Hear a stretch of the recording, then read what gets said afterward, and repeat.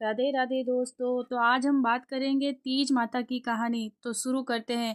एक साहूकार था, उसके 7 बेटे थे। सतु तीज का दिन आया। 6 बेटों की बहुओं के पियर से तो सतु के पिंडे आए। 7वीं अर्थात सबसे छोटी बहू के पियर नहीं था, सो उसके पिंडा नहीं आया। उसने अपने पति से कहा, मैंने सातुड़ी तीज का व्रत किया है, मुझे पिंडा लाकर दो। सबके तो पीहर से आया है। साहूकार गरीब था, से सभी भाइयों के पास धन था। अतः अब साहूकार का लड़का हलवाई की दुकान में चोरी करने घुसा। वहां चने की दाल पड़ी थी, भट्टी में आँच भी थी। उसने दाल को भट्टी पर सेका, वही चक्की भी पड़ी थी।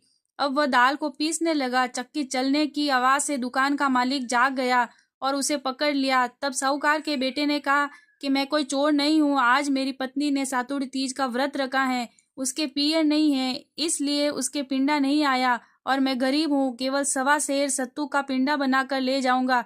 फिर तुम चाहे मुझे मारो या दरबार में पकड़वा देना। इस पर दुकान के मालिक ने कहा कि तुम घर जाओ, हम सुबह पिंडवा भिजवा देंगे।